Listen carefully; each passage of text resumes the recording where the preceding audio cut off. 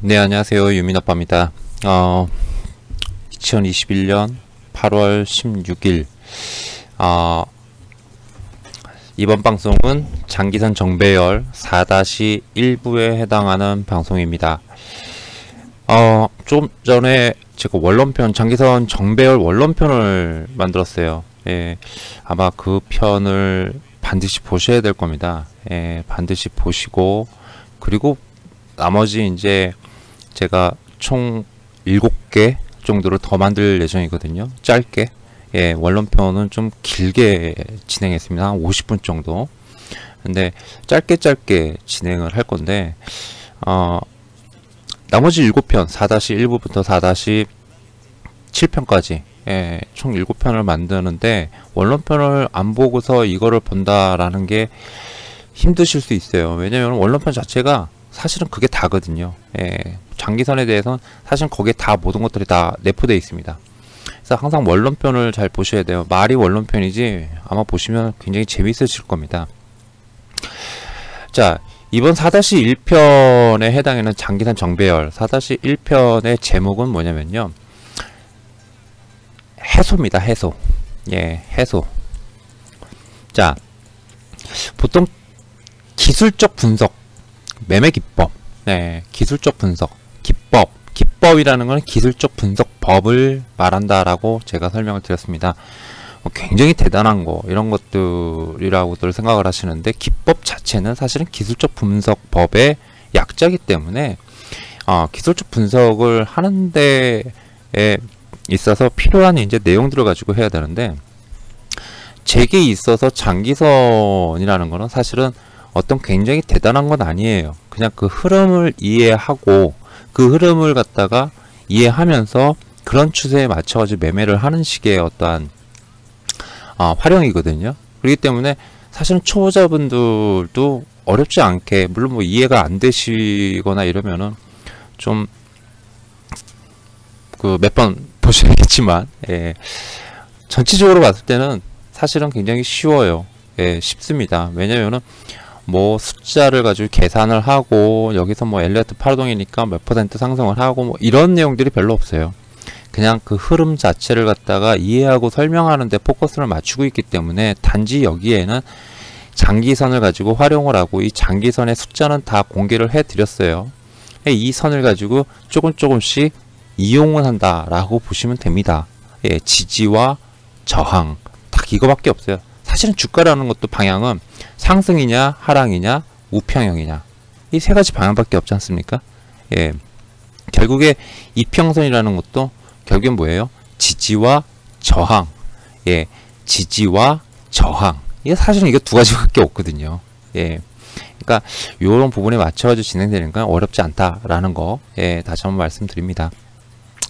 자, 구독과 그 다음에 그 좋아요, 방송 내용이 마음에 드시면 당연히 좋아요 좀 부탁드릴게요.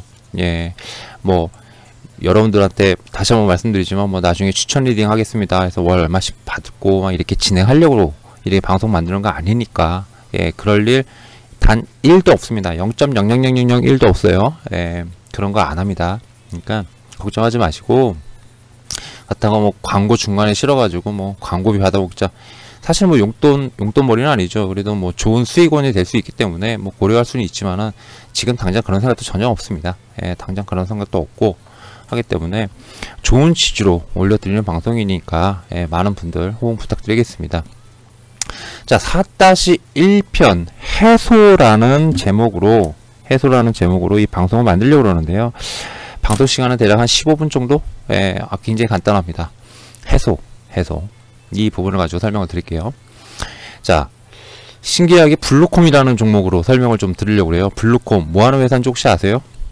모르시는 분들도 의외로 많으실 겁니다. 왜냐면은 주식 투자를 갖다 원체 최근에 시작하신 분들이 많기 때문에, 코스닥 상장사고 지금 현재 시가총액은 2천억짜리에 불과할 정도로 작은 소형주군에 속하는 종목입니다. 여러분들 그 넥밴드라고 혹시 기억하십니까? 목에다가 이렇게 걸어가지고 하는 이어폰, 예, 블루투스 이어폰, 넥밴드. 불과 한 3-4년 전만 해도 그게 대세였었어요. 이거를 거의 최초로 만들다시피 한 회사예요. 예, 어디를 통해서 내보냈냐면, 얘네들이 OEM으로 OEM으로 LG전자에 공급해가지고 LG전자 넥밴드로 해가지고 빅히트를 쳤습니다. 예, 엄청난 히트를 쳤죠. 그 뒤 이어 삼성, 삼성부터 시작해가지고 웬만한 그런 액세서리 회사들이 서둘러서 카피 제품들을 내놨죠. 내놨는데 우리나라로 따진다면 블루콤의 넥밴드가 최강이었습니다. 최강이었었어요. 아마 제 기억상으로 3개 중에 2개는 다 블루콤 게 아니었을까 싶을 정도로 정말 대단했던 그런 기업이었는데요. 이 블루콤이라는 기업을 가지고 설명을 좀 해보려고 그래요. 언제냐면 바로 이 부분입니다. 자, 장기선 정배열 블루콤이라는 기업이 이 세상에 알려진 거는 사실은 2013년, 2014년도였습니다. 굉장히 강한 상승을 이렇게 해 주었고요. 상장 이래로 별다른 그런 흐름 없이 이어지다가 본격적으로 상승을 해줬습니다. 그래서 최저점 3,500원에서 최고가 21,000원을 기록을 했거든요. 21,000원을 기록한 다음에 주가가 하락했다가 어떻게 됐습니까? 그 뒤에 이렇게 보시면 얼마 못 가고 결국에는 그대로 우하향을 해버렸죠. 자, 제가 설명드릴 부분 바로 이 부분과 그 다음에 이 부분, 그 다음에 이 부분이에요. 자, 주가가 하락한 것은 항상 어떤 계기가 있습니다. 계기라는 게 있어요. 아무 이유 없이 하락하지 않아요. 여러 가지 이유가 있을 겁니다. 뭐냐면은 밸류가 높아서 라든지 아니면은 성장률이 드디어 꺾일 것 같아서 이런 어떤 여러 가지 요인들이 있을 거예요. 각 종목마다 산업마다 다 있습니다. 이유는 다 있어요. 없을 수가 없어요. 주가라는 것이 조정이라는 것이 항상 그렇게 나오니까요. 특히 장기선까지 내려온 조정은 조정폭이 크게 나옵니다. 많이 상승했기 때문에 조정도 많이 크게 나오는 거예요. 당연한 겁니다. 그죠? 어떤 종목은 여기서 올라서 여기까지 올랐다가 여기서 여기까지 내려왔다가 다시 이렇게 갈 수도 있지만 어떤 종목은 여기서 올라온 만큼 그대로 떨어지는 것도 많아요. 굉장히 많습니다. 그럼 블루콤은 왜 빠졌냐? 사실은 여기에서만 해도 기대했던 것들이 있었어요. 사실은 여기서도 기대했던 것이 있었어요. 근데 뭐냐면 여기까지 빠졌을 때 제가 정확하게 기억나는 게 요 자리였어요. 요 자리에서 기억나는 게 뭐냐면 바로 신제품이에요. 신제품. 신제품에 대한 기대감이 상당히 컸어요. 원체 LG전자를 통해서 이 OEM 블루투스가 굉장히 잘 팔리다 보니까 신제품에 대한 기대가 상당히 높았거든요. 그런데 이게 안 나와 버렸어요. 연기가 돼 버렸어요. 여러 가지 이유로 인해 가지고 정확한 이유는 저도 기억 안 납니다만 이건 하나 정확히 기억해요.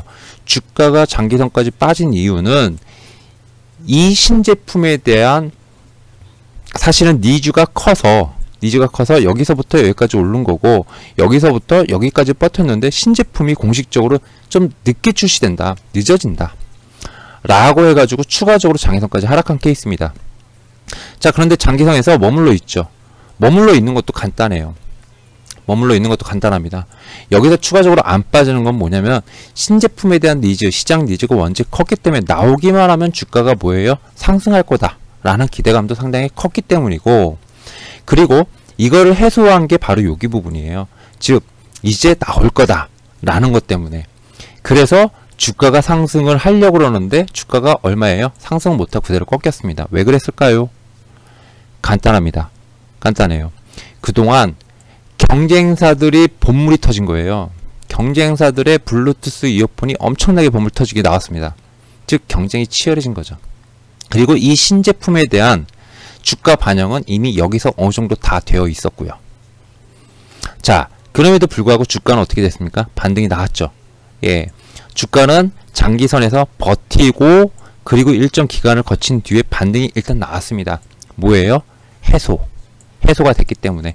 즉 이 부분에서 주가를 떨어뜨린 부분이 나올 때까지 기다렸다가 이 부분 떨어뜨린 이유가 해소가 되니까 반등이 나온 거예요. 어떤 종목이든 항상 주가가 떨어진 이유가 있다라는 겁니다. 이게 핵심이에요. 상당히 중요합니다. 자, 여러분들 지금 포스코라는 종목입니다. 그죠? 포스코라는 종목 굉장히 긴 기간 동안 상승을 해줬습니다. 긴 기간 동안 상승을 해줬어요.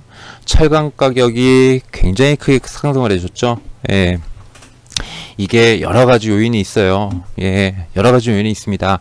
인플레이션 효과, 거기다가 원자재 가격 급등, 그리고 수요는 증가하는데 공급이 부족하니 가격까지 상승을 하고, 이러다 보니 굉장히 거세게 상승을 해줬죠. 그죠? 포스코 치고 엄청난 상승입니다. 그쵸? 가치주의 대표 종목이었었어요. 예. 그런데 이게 5월 고점을 기준으로 꺾였습니다. 주가가 못 가고 있어요. 저 개인적으로는 이거 아직 아닙니다 라고 말씀드리고 있거든요. 자, 당연히 앞서서 주가가 크게 상승을 했죠. 조정이 나오고 있습니다. 장기선은 정배열화 되면서 어떻게 해요? 선들이 계속 후행하니까 올라오고 있죠. 올라오고 있습니다. 자, 장기선까지 내려올까요? 안 내려올까요? 이쯤 되면 내려온다 라고 볼 수 있습니다. 자, 그런데 철강 가격이 뭐 다시 뭐 오른다 어쩐다 뭐 이런 여러 가지 그런 얘기들이 있어요. 중국이나 이런 데서 보면은. 그죠? 여전히 뭐 고공행진이나 마찬가지죠. 그 정도면은. 그럼에도 불구하고 주가는 좀처럼 길을 못 쓰고 있다라는 겁니다. 왜일까요? 왜일까요?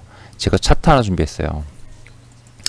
바로 미 10년물 국채금리 채권 수익률. 예, 제가 허구한 날 거의 일주일에 한 4번, 3번에서 4번을 언급드립니다. 미국장 쓸 때 혹은 투자 전략을 쓸 때 언급드리는 그런 차트입니다.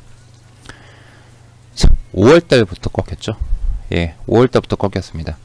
이게 대표적인 지표죠. 대표적인 지표입니다. 자, 어떻게 보면은 비슷하게 움직여요. 비슷하게 움직입니다.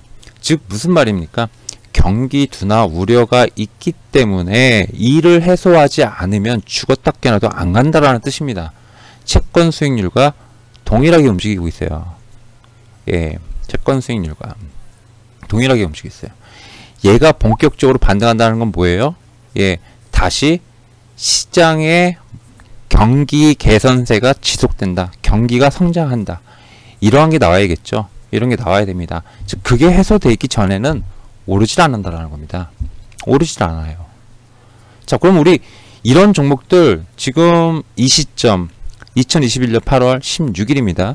이 시점을 기준으로 굉장히 많은 종목들이 다 비슷하게 움직이고 있어요. 화학주, 롯데케미칼부터 시작해가지고 굉장히 많은 종목들이 이런 흐름이 나오고 있어요. 하물며 삼성전자도 나오기 시작하고 있고요. 하이닉스, 그 다음에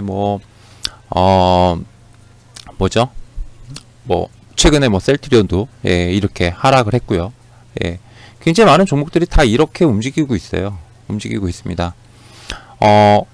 그런데 HMM은 아직까지는 상당히 견고하긴 합니다만은 많은 종목들에서 지금 아모레퍼시픽조차도 이렇게 꼭 빠졌죠. 예. 빠진 이유가 항상 있게 마련이에요. 그거를 해소하기 전까지는 보면 안 돼요. 보면 안 됩니다. 쉽게 말해서 많이 빠졌다 해서 잡으면 그대로 다치는 경우가 있어요. 이 빠진 부분을 해소를 해줘야 된다는 거예요. 빠진 부분을. 아니면 제가 원론편에서 이렇게 표현해 드렸습니다. 뭐라고 표현해 드렸냐면 빠진 부분을 해소하는 것까지도 부족할 경우도 있는데 오히려 해소한 거를 갖다가 훨씬 더 능가할 만한 강력한 호재가 나왔어요. 이런 경우는 어떻게 돼요? 주가가 빠지지도 않지만 그때에 맞춰서 상승을 해줍니다. 즉 빠진 부분을 커버하고도 남을 정도의 그 이외에 다른 플러스 알파인 호재가 나왔을 때, 모멘텀 플레이가 가능할 때, 이럴 때 상승이 나온다는 얘기예요. 자, 그래서 제가 원론편에서 한미약품을 예로 들었어요. 그죠? 한미약품을 예로 들었습니다. 그러면 이거하고 동일한 지금에 있는 종목, 어떤 종목이 있을까요? 제가 한미약품, 그 다음에 또 뭐가 있었죠? SM 가지고 설명드렸죠? 원론편에서. 자, 삼성바이오입니다. 삼성바이오. 참 끈질기게도 옮겨요. 예, 장기 투자하기에 딱 좋은 그런 종목인가 봅니다. 2020년에 이렇게 빠져가지고 주가가 상승했는데 사실은 어딥니까? 예, 90만원 언저리부터 저 밑에 70만원까지. 예, 여기서 뭐예요? 박스권을 보인 거나 마찬가지죠. 이런 식으로, 그죠? 예, 박스권을 보인 거나 마찬가지입니다. 자, 이 종목이 본격적으로 조정을 받은 이유가 뭐예요? 여기까지 상승한 거는 기대감입니다. 어떤 기대감이죠? 어떤 기대감이에요? 말 그대로 앞으로 삼바의 본격 어떤 추가적인 수주, 그 다음에 3분기, 3분기가 아니라 제3공장 가동, 2021년도에 제3 공장 가동, 그 다음에 2022년도에 제4공장 가동, 그리고 제4공장에서 생산할 뭡니까? CMO, 즉 추가 수주, 대형 추가 수주권들에 대한 기대감이 상당히 컸다라는 겁니다. 그거 나올 때까지는 안 가겠다라는 거예요. 왜? 이미 선반영이 돼 있었기 때문에. 자, 이게 없어졌나요? 아니죠. 그럼 기간 조정이 필요한 거예요. 기간 조정이 필요한데 어차피 나올 거잖아요. 그런데 주가는 갑니다. 벌써. 왜 갑니까? 모더나건이죠. 모더나건입니다. 예, 이거를 갖다가 능가할 수 있는 수준가요? 그럴 수도 있고 아닐 수도 있는데 시장 트렌드에 딱 부합되죠. 그죠? 이런 논리가 성립이 되는 종목들이어야 돼요. 즉 해소가 되거나, 이거는 그 조정이 나온 어떤 해소, 조정이 나올 수밖에 없었던 그런 이슈. 예, 이슈는 뭐예요? 결국엔 밸류였습니다. 밸류를 해소할 수 있는 건 뭐예요? 제3공장 본격 가동 및 그러면서 실적 개선이 나오고 제4공장에서 생산할 어떤 새로운 수주권, 기대감, 그리고 제4공장 본격 가동, 이것만 나오면 성장하니까. 그럼 그걸 해소하는 거는 결국에는 때죠. 때, 시점. 시간이 결국에 해소시켜 줄 수 있는 문제였는데 그 시간이 오기 전에 주가는 상승해 주려고 그래요. 지금 주봉목은 굉장히 이쁘거든요. 신고가입니다. 역대 최고가예요. 역대 최고가입니다. 그럼 뭐예요? 그때를 갖다가 능가해 줄 만한 뭐예요? 생각지도 못했던 모더나 CMO권이, 생산 대행권이 나왔기 때문입니다. 이제 이해가 되시죠? 이제 이해가 되시죠?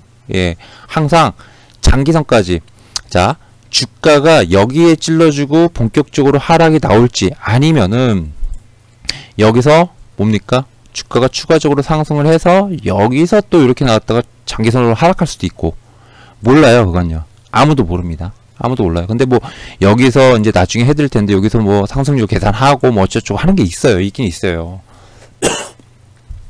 있긴 있는데 결국엔 내가 보는 자리에서 많이 저렴해졌다라고 할 수 있는 자리는 분명히 장기선일 수 있는데, 이 장기선에 올 때 죄송합니다. 장기선에서 내가 마침 봤어요. 장기선까지 조정이 왔을 때 봤어요. 그러면은 여기서 잡느냐라고 했을 때 왜 빠졌냐를 갖다 찾아야 돼요. 왜 빠졌니? 그래. 그러면은 반등이 나오려면 뭐 해야 돼요? 이게 해소되기 전까지는 잡을 필요가 없다는 얘기예요. 그러면은 반등이 나와도 결국엔 다시 떨어집니다. 이렇게 하고 결국에 장기선이 계속 붙어 있는다라는 얘기예요. 해소가 되기 전까지는. 만약에 모더나권이 없었다면 어떻게 됐을까요? 모더나권이, 삼성바이오 입장에서 모더나권이 없었으면은, 그냥 개인적인 생각이에요. 모더나권이 없었으면은 아마 요렇게 반등이 이렇게 나온다. 여기 이게 지금 모더나권 때문에 이렇게 나온 거잖아요. 근데 여기서 만약에 그게 없었으면, 반등이 없었으면 이런 식으로 흘러갔을 수도 있어요. 이렇게. 이렇게 흘러갔을 수도 있다는 얘기입니다. 실제로요. 그렇게 나온 애들이 많으니까요. 그리고 그 뒤에 제가 맨날 그렇게 많이 말씀드렸던 변곡점 패턴이 나올 가능성이 상당히 높았을 거예요. 변곡점 패턴이. 아마 주가는 모더나 때문에 지금 여기서 시작하는 거죠. 그죠? 아니, 모더나가 없었으면은 여기서 시작했을 가능성이 상당히 높았을 거예요. 이때쯤 해서 3분기나 혹은 4분기쯤 해가지고. 그렇게 보면 된다는 겁니다. 항상 왜 주가가 빠졌니? 너 뭐 때문에 빠졌니? 경기 둔화, 국채금리 하락, 분명히 상승하는데 영향을 줬으니까. 근데 국채금리가 빠지는 거예요. 경기 둔화, 경제성장 둔화, 이 부분 때문에. 그러면 국채금리가 진짜 본격적으로 반등하는지, 이런 부분을 갖다 신경 쓰면은 포스코 지금 봐야 되나? 아니면 지금 보지 말아야 되나? 이런 것들을 알 수 있다라는 겁니다. 그런 것들을 알 수 있다라는 거예요.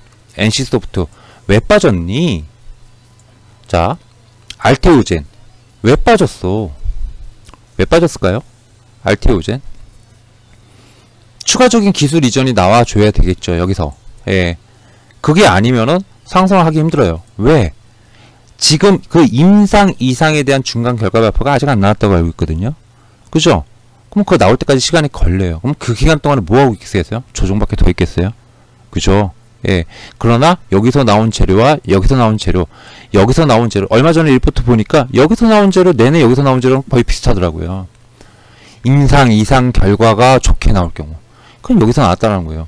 추가적인 어떤 기술이죠. 새로운, 예, 대형 기존 거를 능가하거나 거의 버금가는 그런 것들이 나와주면서 임상, 이상 그 부분이 나와줘야 여기를 뚫고 가줄 수 있다는 겁니다. 안 그러면 계속 조정이 나올 수 있다는 거예요. 예. 이게 정배열입니다. 이게 정배열이에요. 항상 빠진 이유를 알자. 빠진 이유를 알아야 됩니다. 여기서 봤을 때, 여기서 보면은 왜 빠졌는지 단순하게 이게 그냥 조정으로 끝나고 다시 추가 상승이 나올지 어떨지 아무도 몰라요. 그러나 적어도 장기선 부근이나 장기선까지 내려왔고 장기선 안으로 진입해버리죠. 그러면은 명확하게 보입니다. 여기서 여기까지 빠진 이유가 뭐야? 아, 너 그것 때문에 빠졌구나. 그럼 그게 해소되거나 혹은 그거를 능가할 만한 플러스 알파의 급이 나올 때까지는 조정이 나오겠구나 라고 생각을 하고 안 보면 되는 거다 라는 겁니다.